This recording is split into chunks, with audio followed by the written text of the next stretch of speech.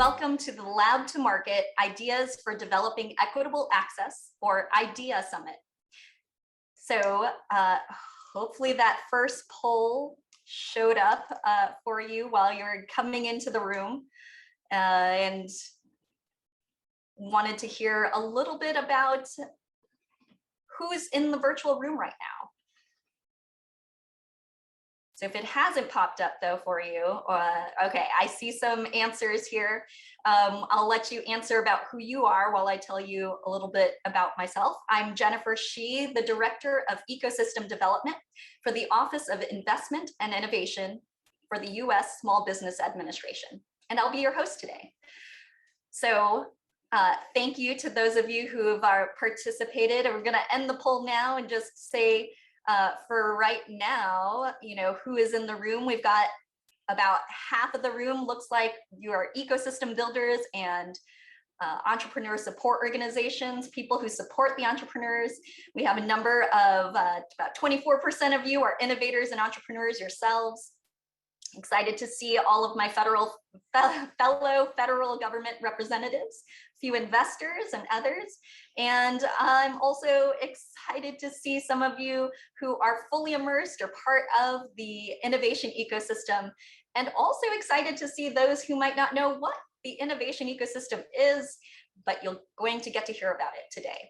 So to kick off this exciting event, I am delighted to introduce Bailey DeVries, Associate Administrator for the Office of Investment and Innovation of the U.S. Small Business Administration.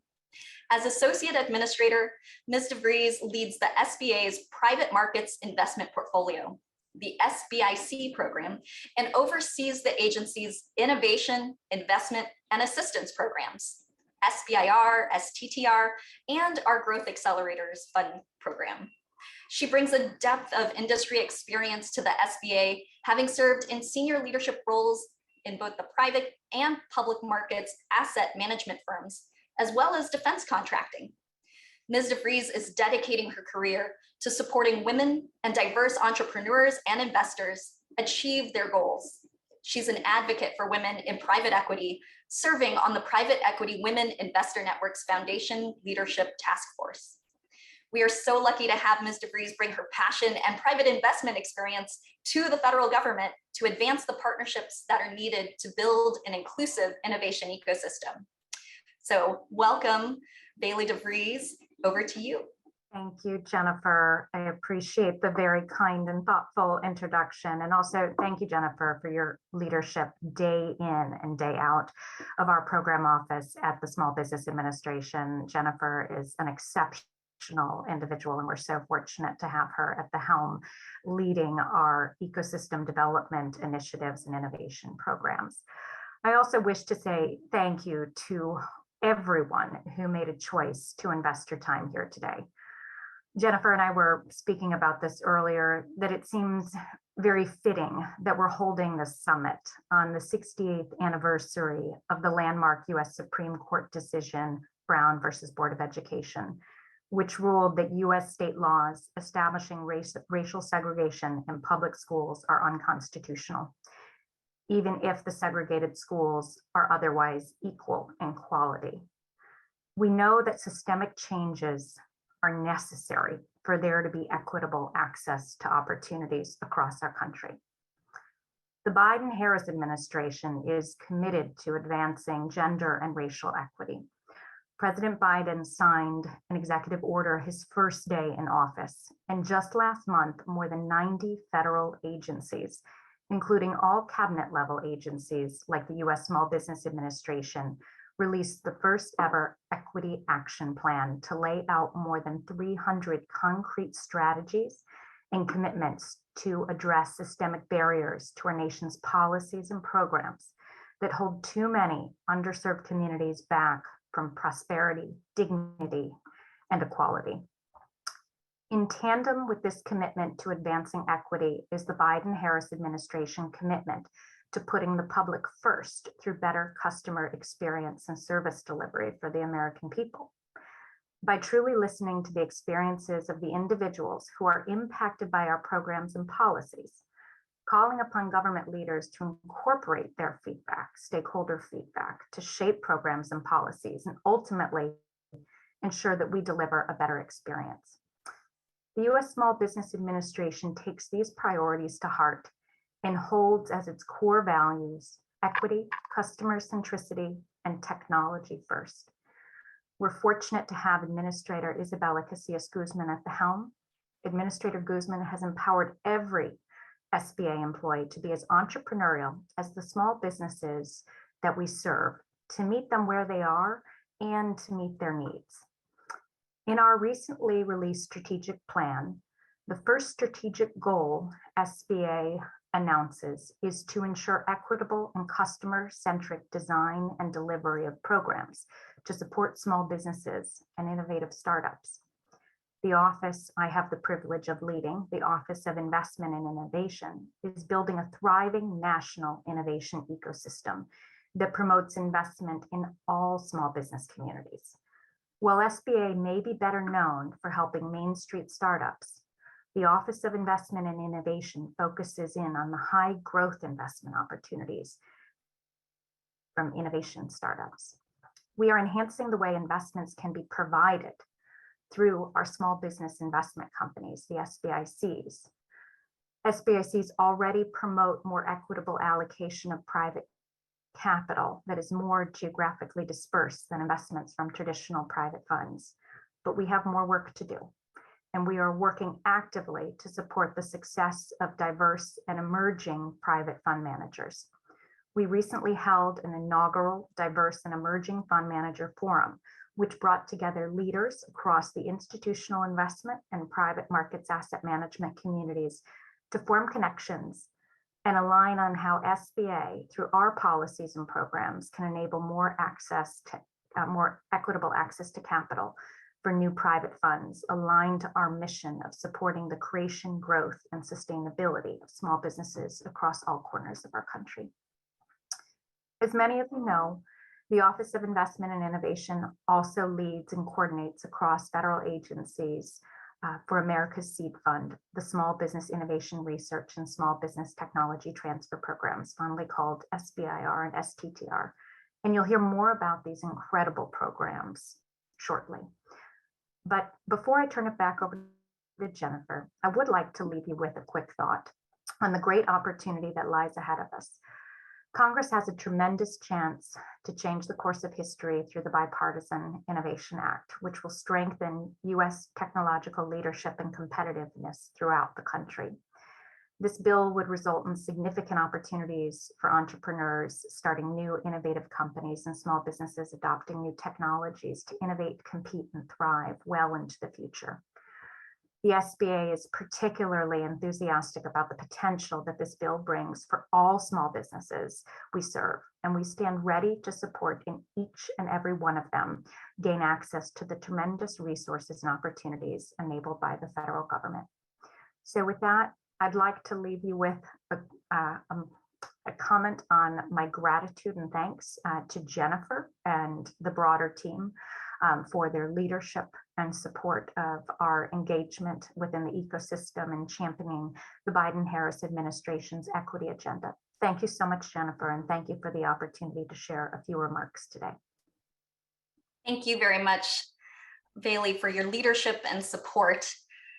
You know, while we both work for the U.S. Small Business Administration, as Bailey mentioned, the entire federal government is activated and engaged to tackle systemic barriers in programs and policies that prevent our nation from tapping into the talent and innovation that lives in each of us, regardless of our gender, color, disability, zip code, or other historical barriers. So today I'm here representing agencies across the federal government that support innovators that take research from ideas in a lab to those products and companies that improve our lives, the whole of government lab to market community. This interagency community is convened by the White House Office of Science and Technology Policy and the National Science and Technology Council, which bring together agency leaders to coordinate on ways to ensure that the U.S. investment in research and development is translated from those initial discoveries into real-world impact and improved human lives. This has been a priority across multiple administrations, and the interest in technology transfer even goes back to the founding of the country. Alexander Hamilton was writing about domestic manufacturing, intellectual property protection, and incentivizing innovation in industry in the late 1700s. While there have certainly been major changes and improvements in the last 200 years, there's always more to be done. And we recognize that partnerships across the innovation ecosystem are needed to help us move farther together to maximize the benefits of science and technology and make sure that those benefits are accessible to all, including or especially those who have been historically disadvantaged and marginalized. The Interagency Lab to Market initiative continues to work to improve the conditions for federally funded research and development to transition to impact, regardless of where that research is done, whether it's at a federal agency lab, a university, or a private company.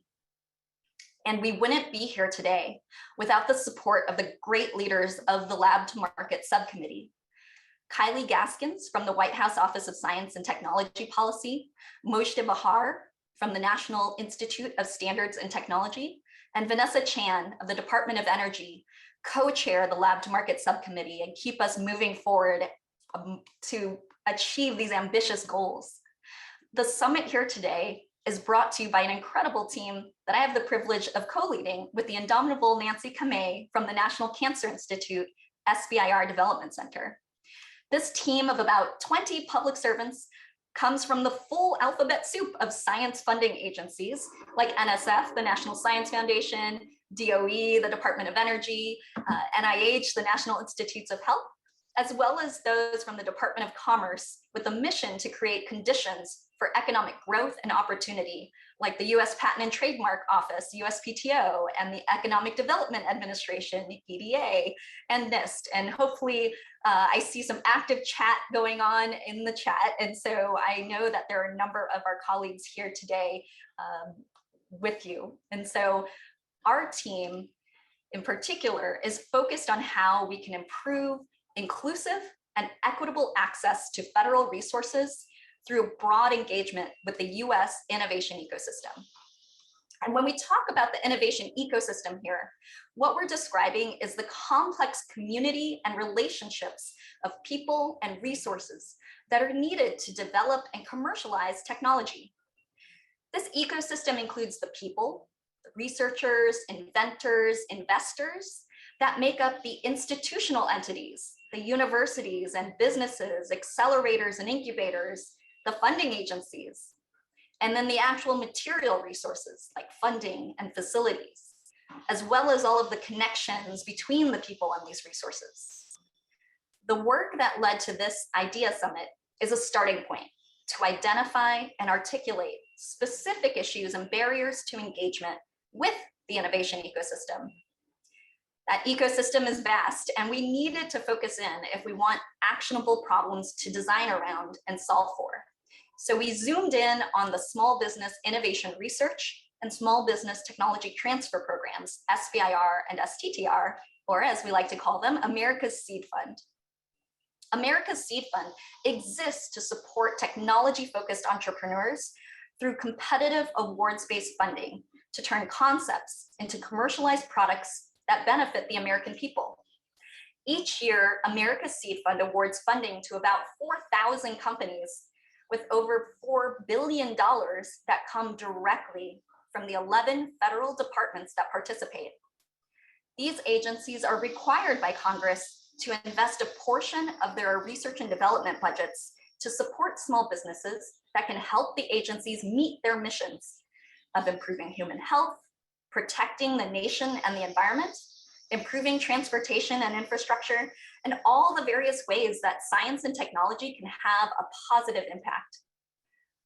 Unlike many other sources of early stage funding, the federal government, through America's Seed Fund, does not take equity or ownership of your intellectual property from your company. So I'm going to talk a little bit about the structure of these programs to orient you to the process that the founders and ecosystem builders that you'll be hearing from later today navigated and will be referring to. This funding is provided through 3 phases. Phase 1 is the typical entry point with $50,000 to $275,000 to fund proof of concept work. Phase 2 furthers technology development with up to $1.8 million investment. That really unlocks what's known as phase 3, the commercialization phase that provides sole source access to the $665 billion federal contracting marketplace. Now, both a benefit and a challenge is that America's Seed Fund is powered by 11 different federal departments, each with unique missions and processes. Now, this means America's Seed Fund provides funding opportunities across a large variety of topics, from ag tech and AI to sensors and space and everything in between. Federal agencies offer funding opportunities multiple times throughout the year. And so this is great. This is very flexible and customizable. It's a great benefit, but it can make the programs challenging and confusing to navigate. So if America's Seed Fund sounds interesting to you, make sure to sign up to get the monthly update. Hopefully somebody's going to throw the link there in the chat. And then check out sbir.gov to find a powerful network of local partner organizations, many of whom I know are here today, across the nation that can support you through the process. You can find a local partner that will help you from application assistance to SAM registration, commercialization support to developing industry connections. All right, enough of the commercial about America's Seed Fund. We do want to do better at making sure that the companies reflect what America looks like.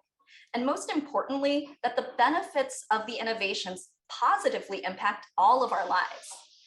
Ultimately, the SBIR and STTR programs, America's Seed Fund, is about innovation. And we know great ideas can come from anywhere and anyone. So that brings us back to, how do we make sure there's equitable access and opportunity? With support from the National Science Foundation, our interagency team was able to practice what we propose to entrepreneurs all the time: talk to customers, find out directly from founders what the problems are. What are the barriers to participating in the SBIR and STTR programs? And what are some of the promising ways to tackle them? And that's what you're going to hear today. So our hopes for you to take away from this summit: if you're an innovator yourself, inspiration to keep going and resources to advance your ideas. If you're an ecosystem builder, insights into where you might be able to provide a valuable perspective or connection or collaboration so that we can build an equitable and inclusive ecosystem together. And if you're a fellow federal public servant, awareness where these problems might crop up in the programs and policies and practices that we work on, and motivation to coordinate on ways we can address these barriers. So on to the real reason why we're here today. It is my great pleasure to introduce Dr. Grant Warner, the Director of Innovation for the College of Engineering and Architecture on Howard University's campus. In that role, he deploys campus-wide programming and innovation for students, faculty, and postdocs. Grant serves as an instructor in the National Science Foundation I-Corps program, I-Corps at NIH, and Energy I-Corps, which support commercialization efforts across each of these federal agencies. He's the co-founder of ConnectYard, a social analytics platform integrated into leading learning management systems and e-learning platforms. And additionally, Grant is the managing member of Guru Innovation Group, LLC, an innovation advisory with a lens for equity and inclusion. He received his bachelor's degree from Cornell, master's from Penn State University, and a PhD from Columbia University, all in mechanical engineering. I am so grateful to have had the opportunity to work with and learn from Dr. Warner. And so I'm looking forward to him sharing all of this with you. So over to you, Grant. All right, thank you so much, Jennifer. And I thank you on behalf of my mother for that great introduction. So I want to spend the next 20 minutes or so covering our discovery findings from interviewing stakeholders in the SBIR ecosystem. So this study is extending prior work into diversity and inclusion in the SBIR program. Most notably, perhaps the National Academy's previously evaluated innovation and diversity in the SBIR STTR program, which I'll refer to just as SBIR moving forward. Their workshop identified a number of recommendations to enhance the SBIR program, which includes the list on the slide, and had a strong focus on pipeline development activities, such as providing opportunities to develop R&D and creating outreach early in someone's career. Our work, in contrast, was looking at the experience of individuals who are already in the pipeline to see how we might better improve program outcomes as it relates to diversity, equity, and inclusion objectives. It's worth noting that SBIR participation rates underperform the participation rate for people of color in STEM majors. So it's not just a pipeline problem. So we will focus less on pipeline, more on output. We looked at people who have applied to the SBIR STTR program, both applicants and awardees, and explored what are the barriers to participation? How well does the current program structure meet the needs of Black and Brown applicants? And what are the best practices for engaging the community? As part of the process, we went out and interviewed over 100 stakeholders throughout the ecosystem and engaged them in open-ended discussion to understand their experience. The majority of the interviews were conducted with applicants and awardees, but we also engaged with entrepreneurship support organizations, both academic and non-academic, program managers for federal programs, panel reviewers, and investors. To provide the bottom line up front, key findings from the work include that there are significant differences in the application process and environment for academic and non-academic applicants. For academic applicants, these advantages extend to grant writing and application support. And for Black and Brown non-academic applicants, there are headwinds when applying to SBIR, including social capital deficits, credential bias, and a grantsmanship disadvantage. Lastly, we found network mismatch within entrepreneurship support organizations. So I'll address each of these in more detail as I present the results from discovery. The discovery conversations with stakeholders expose several themes that the rest of the presentation leverages. This includes the application itself as a barrier, bias in the process, not only racism, but a bias towards Research One institutions and advanced degrees generally. Issues with awareness of the SBIR program, limited support looking both at informal personal networks and formal support resources used in application development, negative perceptions of the program, and issues with communication with the agencies before and after application. So these open-ended conversations were coded with these themes according to the responses that interviewees provided. As I mentioned, the presentation will focus on these themes and stakeholder responses. Key takeaways are organized around direct quotes taken from customer discovery conversations. So a key theme that emerged was the significant barrier presented by the proposal format itself. The structure of the application lends itself to those in the habit of developing proposals. So that includes academics and grant writers. So the quote on the screen captures the sentiment expressed by many of the stakeholders. If you're in a startup, but you don't have an academic background, you don't have a chance of winning an SBIR award.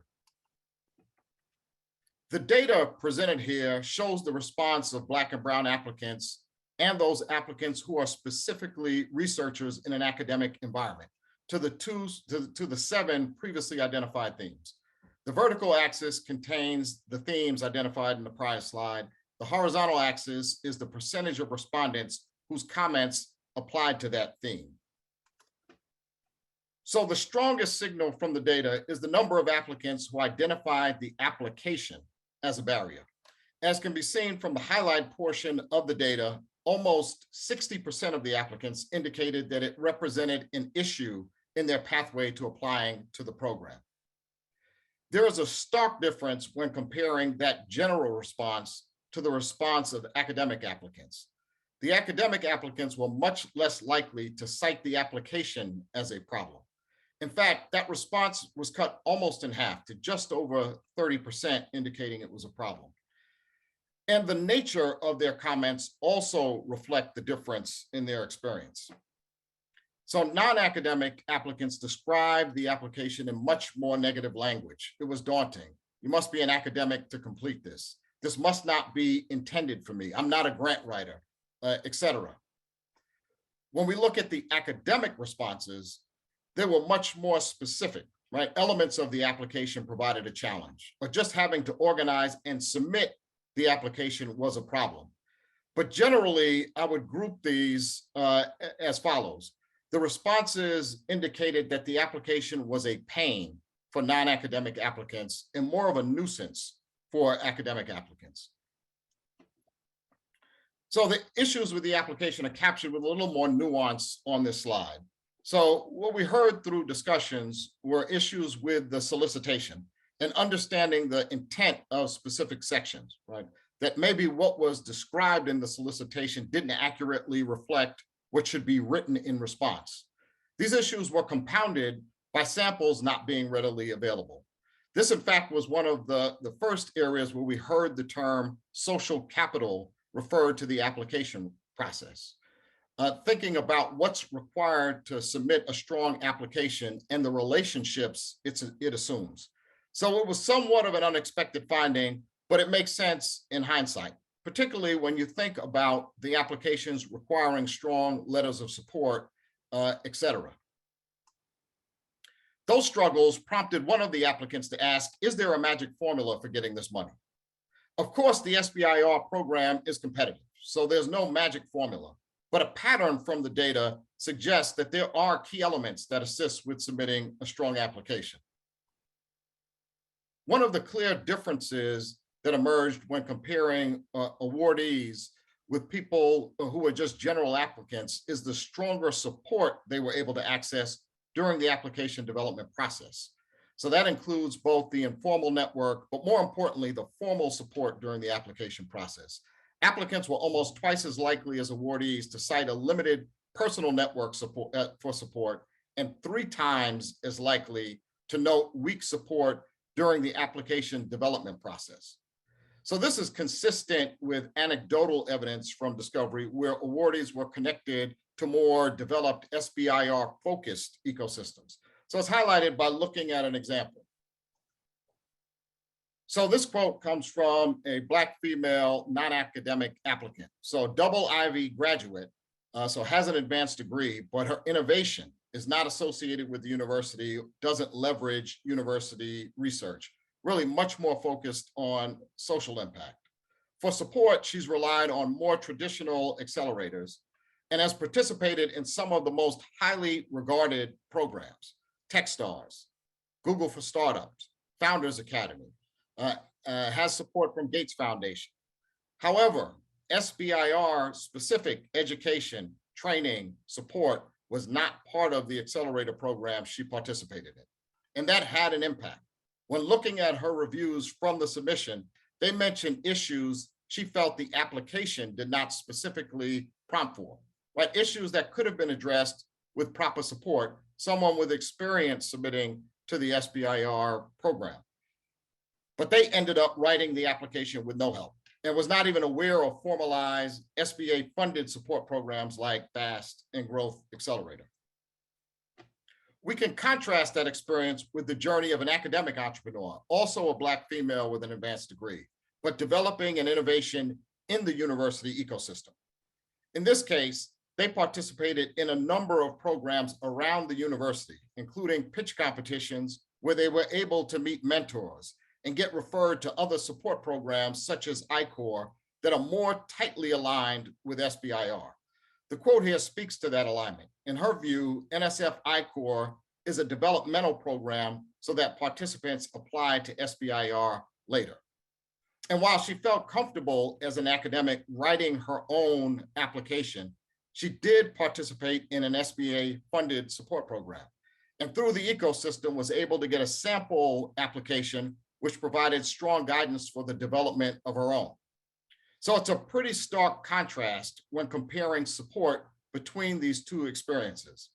And it's not accidental that this example contrasts the experience of an academically affiliated applicant with one who is not academically affiliated. Academically affiliated applicants had the most obvious advantage in the data and only rarely stated that they lacked sufficient support on the application. So to summarize the findings, we found a variation in the availability of support. And here support refers to a variety of approaches, including solicitation, guidance, budget guidance, letters of support templates, proposal reviews, customer discovery, etc. But it's important to note that these types of support programs were most notably available in ecosystems at highly resourced academic institutions. This type of support was not widely available at MSIs and HBCUs, which were described as under-resourced, both in terms of support staff, but also in terms of infrastructure, programs, equipment, etc. So this aligned with a more general sentiment from the discovery interviews about awareness of the SBIR and its support programs, right? There's just not enough. So again, looking at the data, low awareness was the third strongest signals from interviews of applicants and awardees. Interestingly, it was the second highest response cited by entrepreneurship support organizations when asked what problems Black and Brown entrepreneurs have with the SBIR program. So there are multiple dimensions to that problem. So certainly there are networks with high awareness and expertise in SBIR program operation and support, like the FAST awardees. But they're still trying to develop a toolkit for increasing engagement, outreach, and recruitment of Black and Brown participants. These types of organizations tend to have tight integration with academic ecosystems, but are still working on moving beyond those ecosystems to source from more diverse ecosystems. The educational academic ecosystems have their own challenges with DEI. On the other side, there are ecosystems with great experience and expertise with supporting Black and Brown entrepreneurs. These are the entrepreneurship support organizations which are focused on communities of color. And they're disconnected largely from the SBIR and SBA ecosystem. So I think these quotes, one from the FAST awardee, the other from a Black ESO, perfectly capture the sentiment that emerged from discovery about this mismatch. The net result has been a lack of diversity in this program, and it doesn't go unnoticed. During one conversation, a founder noted that before applying, they looked at the demographics of award winners because although there was discussion and marketing around diversity, equity, and inclusion, she wanted to see what the outcomes were because that, more than the language, would likely speak to her experience. And unfortunately, what she found was a lack of diversity. So while the program might not have been structured to create disparities, as one of the applicants stated, it may not be intentional. Right, but at this point in time, it's not an accident. 40 years after the founding of the program, we cannot allow the lack of inclusion to persist, particularly in a program where one of the pillars is to encourage participation by women and disadvantaged persons. Literally, one of the things SBIR is supposed to do. As we have outlined, some of the programs are structural, right, where investment has gone to develop robust ecosystems. That has both geographical and institutional elements, but there are other types of bias exposed during discovery. There's an academic bias. Applicants have gotten responses that they may not be qualified to conduct the work because they don't have the credential, a PhD behind their name, not because they don't have the capability. So people who eventually secured SBIR awards have been told they are in over their head. Literal quote. There is other evidence that PIs from R1 institutions or well-funded programs have been given the benefit of the doubt in areas where the application is incomplete, right? And this has come from people who have served on panel reviews. There's also evidence of potential racial bias, where applications have been submitted where the only change has been to who on the team is the PI. So one person of color, the other not. And when it was resubmitted with that change, the responses to the application were different. So it's hard to know the source of any of these particular biases, but any bias in the system closes it, right? It limits the number of people engaging in innovation. And one of the tenets of an innovation ecosystem is proudly found elsewhere, opening the door up for more people to participate. So the discovery interviews did identify a program that had made a recent change to its policies to help open the doors to participation. This program was highlighted by a number of our interviewees. Based on those responses, I requested an interview with the program manager responsible for initiating that program. So they noted that they set out intentionally to break their closed network. They noticed that the pool of applicants was very similar year to year, and they wanted to change that. They altered the funding level, lowered it to create more awards, loosened the application focus areas so they were less prescriptive, and focused on a response timeline so people could hear back quickly. And what resulted was applications by people who had not traditionally engaged with the agency. A great secondary benefit was an increase in applicants from diverse groups and an increase in partnerships with MSIs. The key point here is not that every agency should adopt this structure, but rather what can happen when innovation programs eat their own dog food, right, and embrace innovation. Be open to the build, measure, learn framework to inform changes to programs and not view the status quo as sacred and unmutable. Allow yourself to envision a different tomorrow. And in my view, that's what this work is about, right? How do we envision a different future?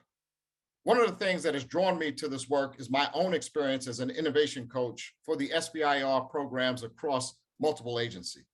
So I love the SBIR's program rebranding as America's Seed Fund. America needs a seed fund, and one that is willing to embrace challenges where private capital is less willing to go. The challenge, though, when I attend these events with SBIR awardees, it does not look like America.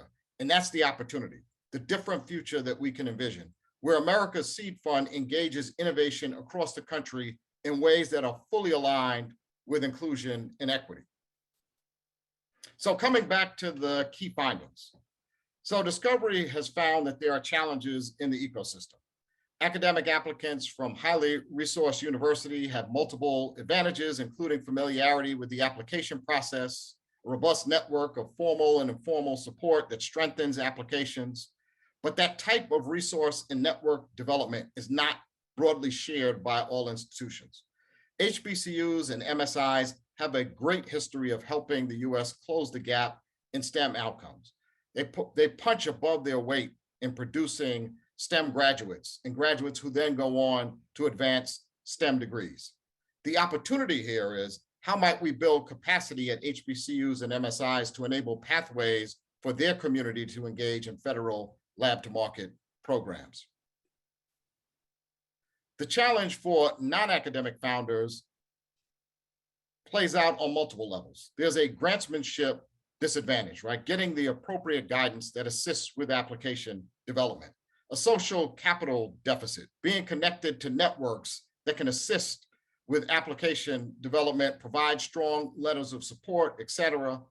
And oftentimes they're presented with a credential bias. Their capabilities are not fully reflected by their credentials, and reviewers expect credentials.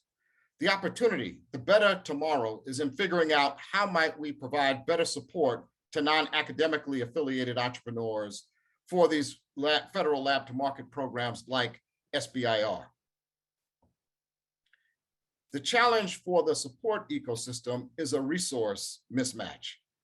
SBA supported entrepreneurial support organizations are not well positioned in Black and Brown ecosystems.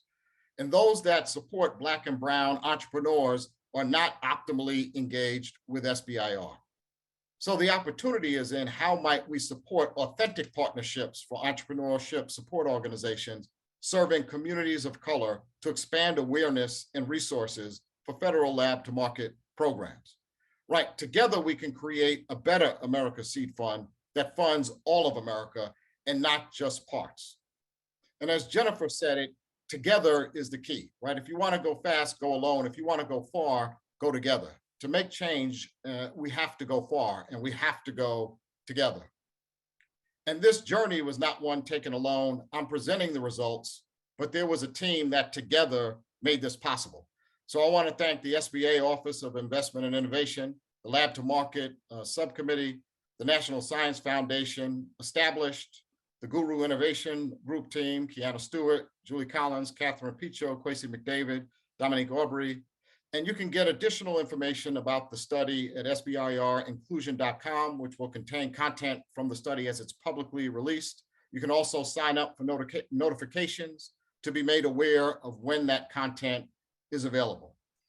And with that, I'd like to thank you for your attention.